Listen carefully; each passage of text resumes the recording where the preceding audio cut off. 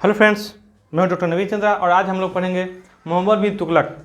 इससे पहले हम लोगों ने मोहम्मद बिन तुगलक के दो भाग का अध्ययन कर चुके हैं। ठीक है, मोहम्मद बिन तुगलक, इसे हम लोग शॉर्ट फॉर्म में क्या कहते हैं? MBT। M for Mohammad, B for bin और टी फॉर तुगलक, मोहम्मद बिन तुगलक। ठीक है, पिछले वीडियो में हम लोगों ने उसके सांकेतिक मुद्रा, दोआब कर क्षेत्र में कर में वृद्धि और राजधानी परिवर्तन के बारे में अध्ययन कर चुके हैं। इस वीडियो में हम लोग मंगोल आक्रमण से शुरुआत करेंगे। ठीक है, जहाँ तक आपको पता है, सल्तनत काल में मंगोलों के आक्रमण का भय हमेशा बना रहता था। ठीक है, तो ये मंगोल जैसे काफ़ी शक्तिशाली शासक थे और एक लड़ाकू जनजाति होते थे जो जिस क्षेत्र में जाते थे वहाँ तहस नहस का वातावरण पैदा कर देते थे, यानी कि एक तरह से सत्ता का नामो निशान मिटा देते थे। ठीक है, ये लोग चंगेज खां के नेतृत्व में एक ने विशाल साम्राज्य का निर्माण किया था। ठीक है, और MBT के समय में जो कुबलाई खां थे, चीन में एक विशाल मंगोल साम्राज्य का भी निर्माण कर चुके थे, जहां से उनको राजनीति का क्या देख रहे हैं ना। तो 1327 ईस्वी में एक मंगोल आक्रमणकारी, कौन? एक मंगोल आक्रमणकारी तर्मासिरिन, देख रहे हैं ना, तर्मासिरिन। एक मंगोल आक्रमणकारी तर्मासिरिन ने भारत पर आक्रमण किया। जिस समय मोहम्मद बिन तुगलक भारत के शासक थे, सुल्तान थे, तो तर्मासिरिन ने भारत पर आक्रमण किया और उसने लाहौर और मुल्तान को रोड़ डाला, यानी कि बुरी तरह, हमने पहले ही बोला है कि मंगोल जहां भी जाएंगे तहस नहस का वातावरण कर देते थे। तो इन लोगों ने क्या किया? लाहौर और मुल्तान को रोड़ डाला, देख रहे हैं ना, रोड़ डाला। और यही नहीं, उसने मेरठ और बदायूं तक लूटपाट की, यानी कि दिल्ली के समीप आ चुके थे। MBT की राजधानी दिल्ली तक मंगोल आ चुके थे। तो कहते हैं सुल्तान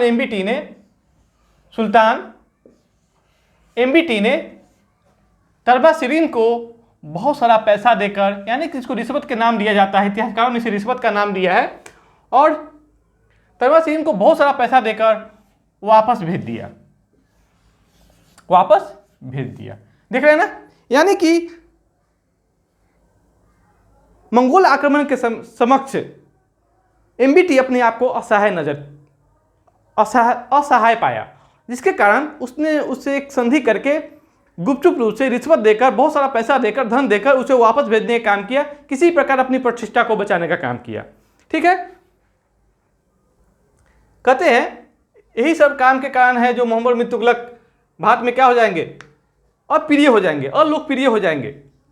और भी इनका आगे का महत्वाकांक्षी योजना देख लीजिए, खुरासान का अभियान।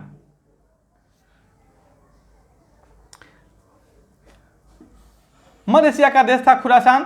ठीक है, वहां की आंतरिक स्थिति अच्छी नहीं थी।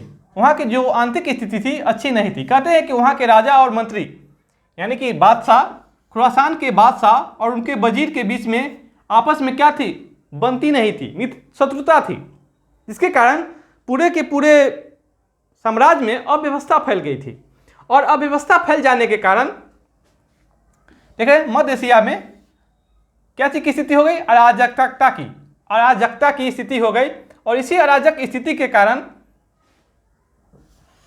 वहां की स्थिति से तंग आकर मध्य एशिया के, यानी खुरासान के जो अराजकता की स्थिति हो गई थी, वहां की अराजकता के से तंग आकर बहुत सारे अमीर मतलब समझ ही रहे हैं ना, जमींदार, मंत्री MBT के दरबार में आ गए। किसके दरबार में आ गए? MBT, मोहम्मद बिन तुगलक।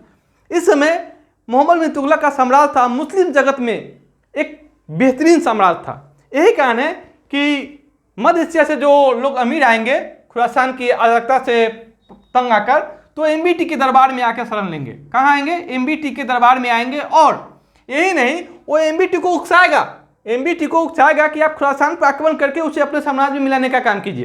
कहाँ आक्रमण कीजिए?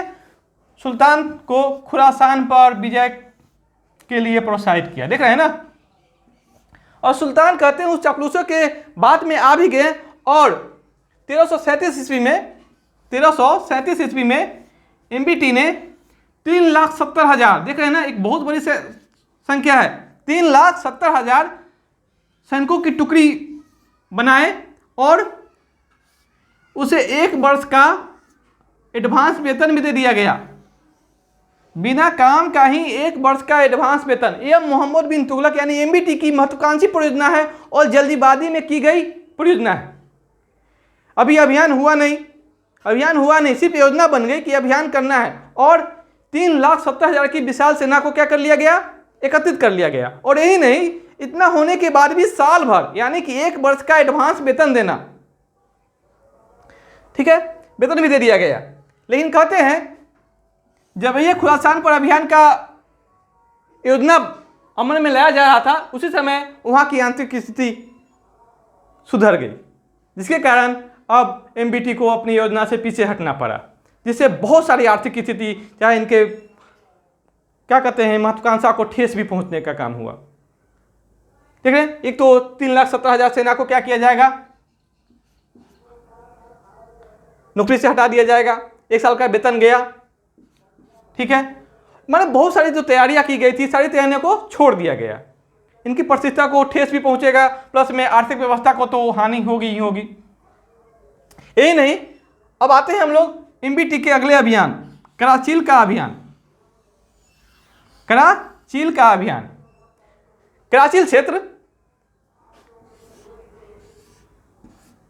क्षेत्र कुमायूं के हिमालय में कुमायूं की पहाड़ी स्थित है। कुमायूं पहाड़ियों में भारत और चीन के बीच एक मध्यवर्ती क्षेत्र है। क्या है? मध्यवर्ती क्षेत्र, बफर स्टॉक। बफर क्या कहते हैं? बफर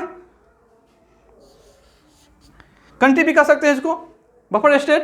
तो ये बफर एरिया था जो दोनों के बीच में था। कहते हैं कि जब भी भारत में कोई यानी एमबीटी के राज्य में कोई विद्रोही होता था तो जाके यहीं कराचील में ही जाके शरण पाता था।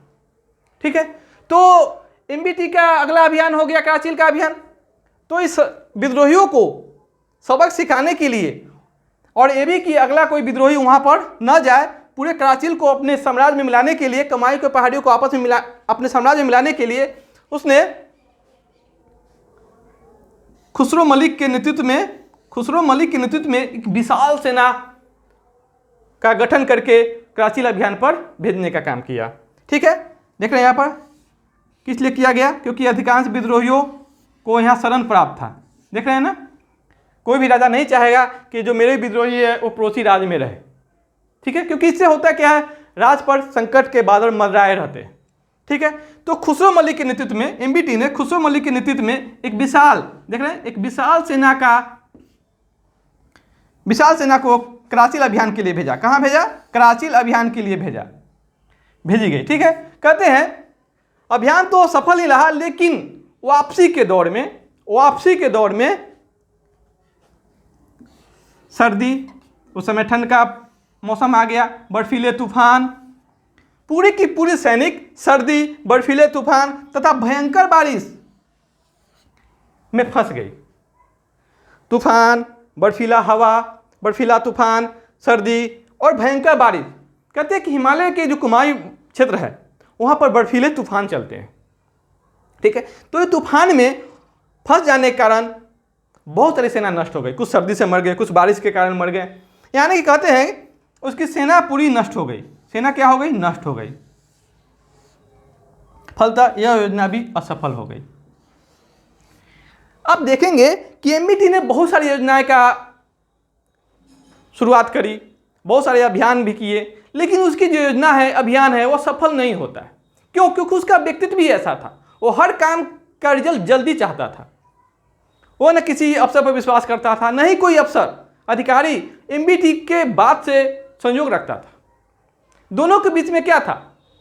मत भिन्नता थे। इसके कारण कोई भी योजना सफल नहीं होगी एमबीटी के। यही कारण है कि इतिहास का इसे पागल कहेंगे। ठीक है, अब आते हैं इल्तुतमिश के कुछ महत्वपूर्ण तथ्य। एमबीटी मोहम्मद बिन तुगलक इल्तुतमिश के बाद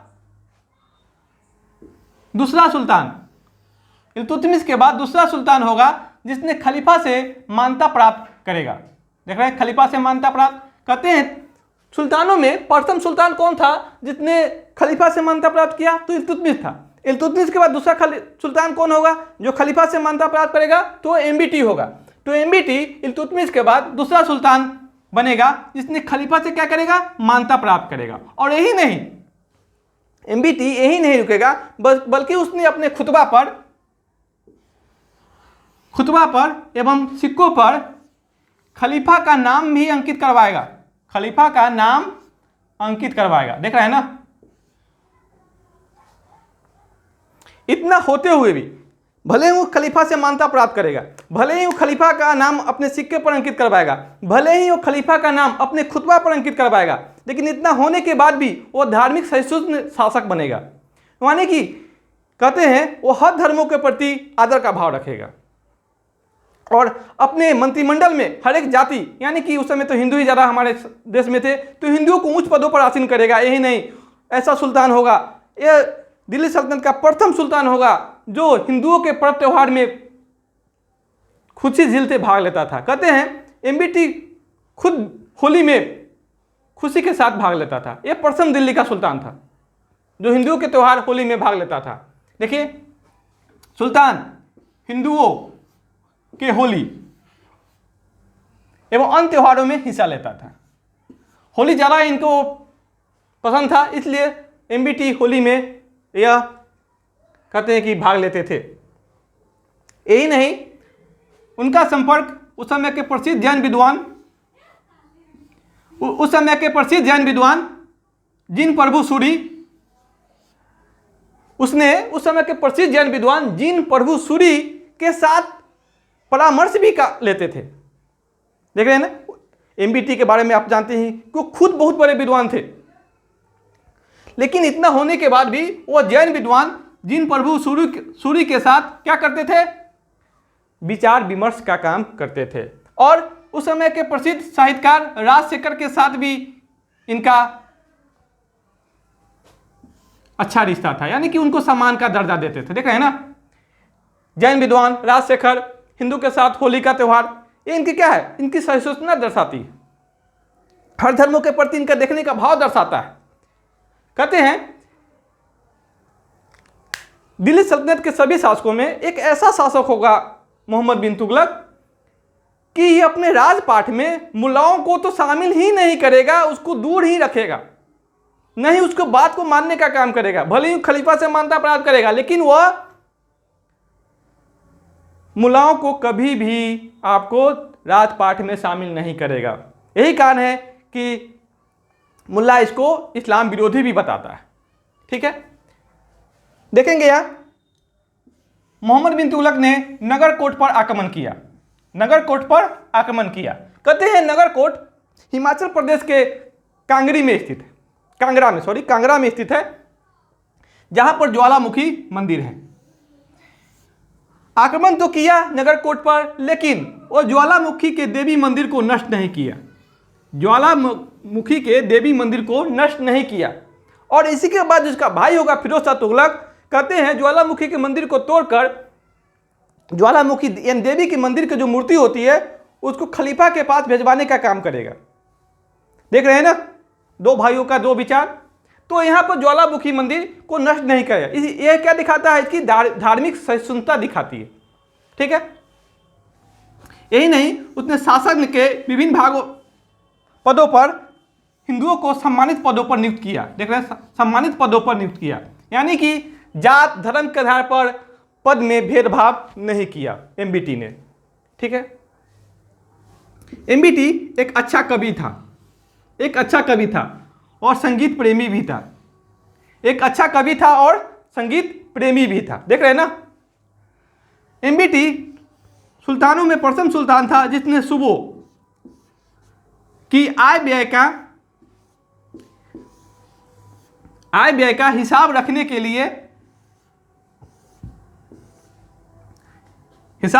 लिए एक रजिस्टर तैयार करवाया। देख रहे हैं ना, एक रजिस्टर तैयार करवाया। इससे पहले जो होते थे, राज्य के आय व्यय का विवरण नहीं रखा जाता था। लेकिन एमबीटी पहला ऐसा सुल्तान होगा जो आय व्यय का विवरण रखने के लिए एक रजिस्टर को तैयार करवाएगा। देख रहे हैं इनका काम। यही नहीं, उसने उस्र और ज़कात को छोड़कर मुस्लिम पर लगने वाले सभी कर को समाप्त कर दिया। उसने उस्र एवं ज़कात को छोड़कर मुस्लिम पर लगने वाला सभी कर समाप्त कर दिया। तो ये ज़कात क्या है, उस्र क्या है? तो उस्र क्या है? उस्र है मुसलमानों से लिया जाने वाला भूमि कर। क्या है?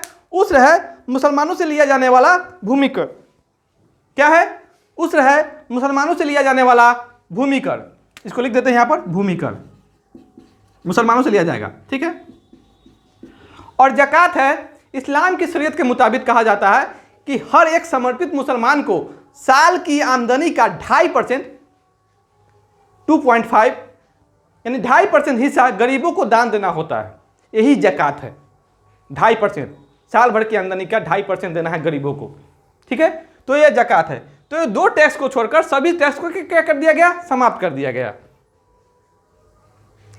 अब आते हैं दिल्ली सल्तनत, यानी कि सभी सुल्तानों में यह प्रथम शासक था, यह प्रथम सुल्तान था जो चिश्ती संप्रदाय के प्रवर्तक शेख मुहिद्दीन चिश्ती के दरगाह अजमेर गया था। शेख मुहिद्दीन चिश्ती का दरगाह कहाँ है? तो अजमेर में है। अजमेर लूनी नदी के किनारे राजस्थान में अभी है। तो मुहिद्दीन चिश्ती के दरगाह पर जाने वाला प्रथम सुल्तान कौन था? तो मोहम्मद बिन तुगलक। यही नहीं, मोहम्मद बिन तुगलक ने निजामुद्दीन औलिया के कब्र पर मकबरे का भी निर्माण करवाया। कब्र पर मकबरे का निर्माण कराया। देख रहे हैं ना, एमबीटी ने निजामुद्दीन औलिया के कब्र पर मकबरे का भी निर्माण कराने का काम करेगा, ठीक है। एमबीटी शेख अलाउद्दीन का शिष्य था, यानी कि एमबीटी के गुरु का नाम क्या था? शेख अलाउद्दीन, ठीक है। अब आते हैं, कहते हैं एमबीटी ने बहुत सारी कार्य योजनाओं को रूप देने का काम किया, लेकिन उसकी जो कार्य योजना थी असफल होती चली गई। क्यों? क्योंकि इसकी असफलता का मुख्य कारण क्या था? असफलता का मुख्य कारण था उसका अपना निजी बिहेवियर। उसका जो व्यक्तित्व था बहुत ही अलग टाइप का था। कहते हैं वो किसी काम के लिए जल्दबाजी रिजल्ट चाहता था, और नहीं वो किसी पर विश्वास करता था। यही कारण है कि उसकी जो भी कार्य योजना होगी वो असफल होती चली जाएगी। यही नहीं, कहते हैं एमबीटी एक बेहद न्यायप्रिय शासक था, वो न्याय पर काफ़ी बल देता था। कहते हैं जब भी वो शासक रहते हुए भी, सुल्तान होते हुए भी, जब भी वो खुद गलती अगर उससे हो जाता था तो खुद सजा के लिए काजी के पास चला जाता था। कहते हैं एक बार तो उसे काजी ने 21 कोड़े की सजा दी और उसे खुशी खुशी उसने ले लिया। यह था सुल्तान का न्यायप्रिय। यही नहीं, एमबीटी का और निर्माण कार्य है। एमबीटी ने आदिलाबाद नामक एक किला का निर्माण कराया। आदिलाबाद नामक एक किला का निर्माण कराया जो दिल्ली में के तुगलकाबाद के निकट ही है। दिल्ली के तुगलकाबाद, जो तुगलकाबाद का किला निर्माण कराया था गयासुद्दीन तुगलक ने, उसके निकट ही है। यही नहीं, उसने एक जहां पनाह नगर भी बनाया था। जहां पनाह, एमबीटी ने जहां पनाह एक नामक एक नगर भी बसाया था, ठीक है। तो आज की वीडियो में हम लोग मोहम्मद बिन तुगलक के बारे में अधिकांश तथ्यों का अध्ययन कर लिया है। आशा करते हैं कि आपको ये वीडियो पसंद आया होगा, और जो भी क्वेश्चन बनेंगे वो अब एग्जाम में नहीं छूटेगा।